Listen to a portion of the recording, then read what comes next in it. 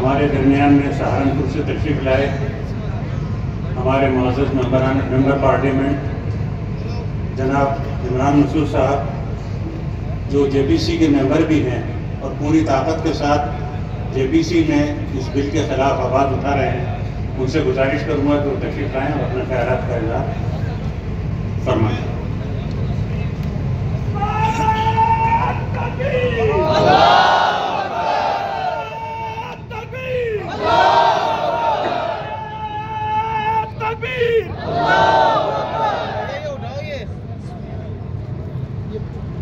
जनाब सदर साहब,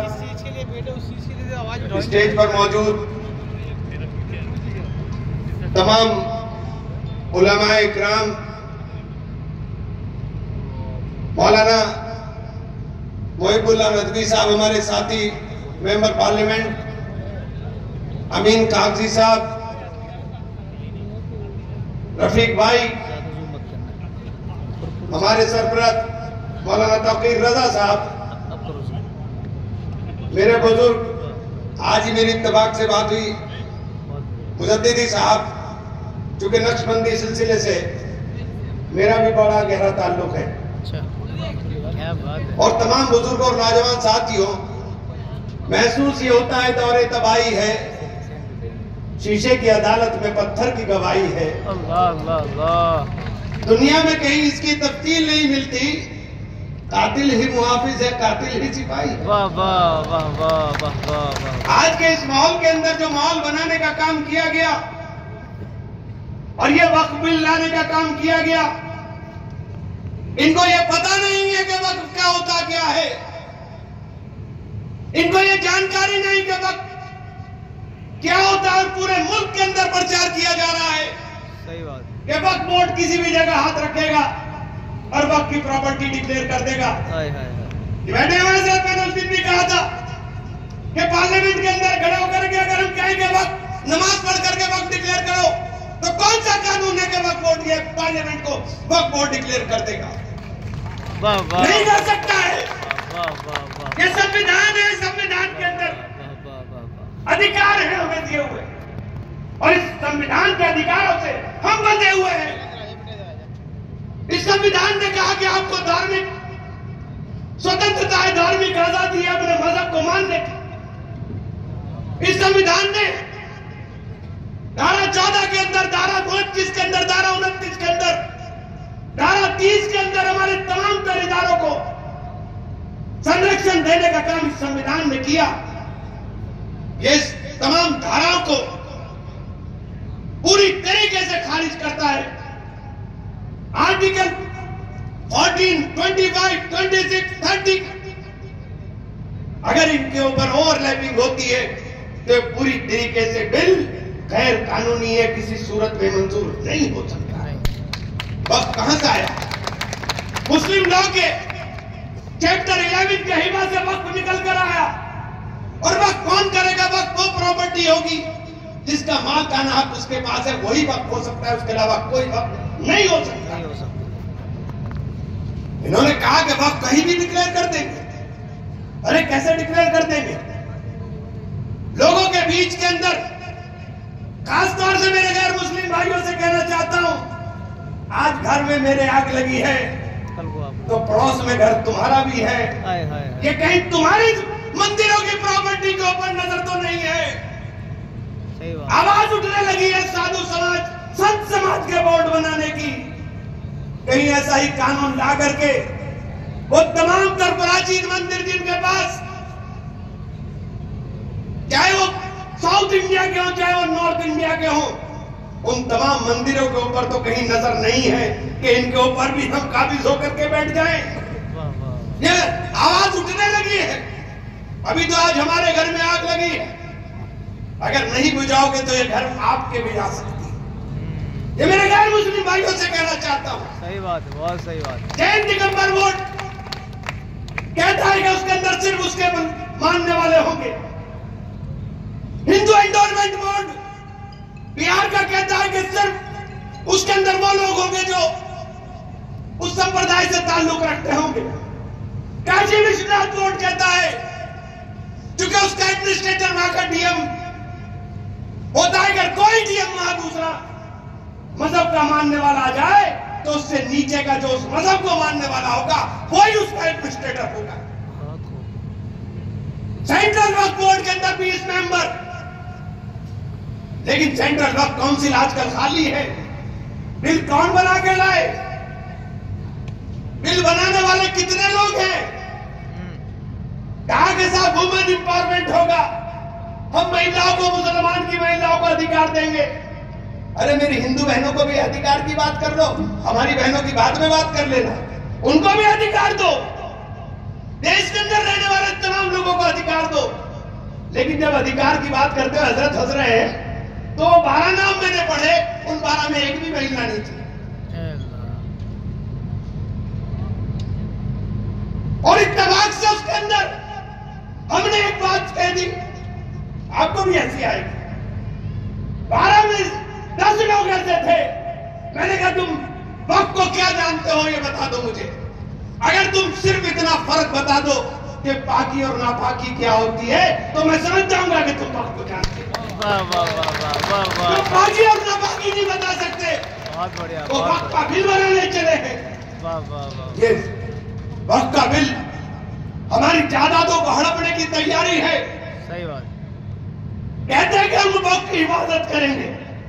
आप हिफाजत करेंगे, पहले 6 महीने की सजा नॉन बेलेबल ऑफेंस, आपने उसे घटा करके बेलेबल ऑफेंस में कर दिया और सजा घटा करके कब्जाधारी की 2 महीने कर दी। आप करेंगे हिफाजत। आपने लिमिटेशन एक्ट खत्म कर दिया, यानी एडवर्स पोजेशन के अंदर जो सुप्रीम कोर्ट का ऑर्डर है, जो वक्त की प्रॉपर्टी के ऊपर, प्रॉपर्टी पर कब्जा करे हुए लोग हैं, वो एडवर्स पोजेशन के अंदर चले जाएं और उसका मालिकाना हक उठा करके ले जाएं।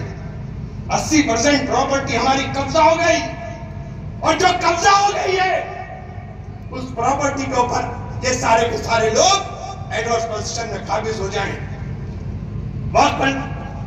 वक्त सर्वेयर नहीं होगा, कलेक्टर को सारी पावर होगी। फिर वही बात है, इंसाफ मांगने किससे जाओ?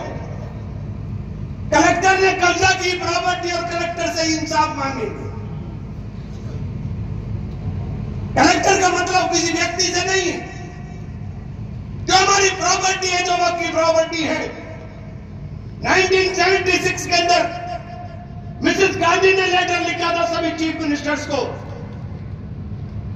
कि जो वक्त की प्रॉपर्टी है तो उनको खाली करो या उनका किराया मार्केट के हिसाब से तय करो। 2006 में सच्चर कमेटी की रिपोर्ट आई। सच्चर कमेटी का बार बार जिक्र किया जाता है बिल में।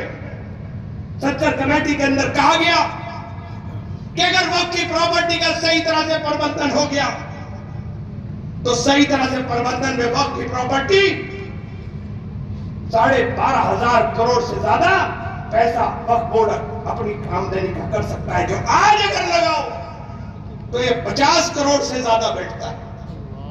ये बता दीजिए, ये कौन सा कानून जाकर के उस तमाम प्रॉपर्टी को खुदबुद करना चाहते हैं?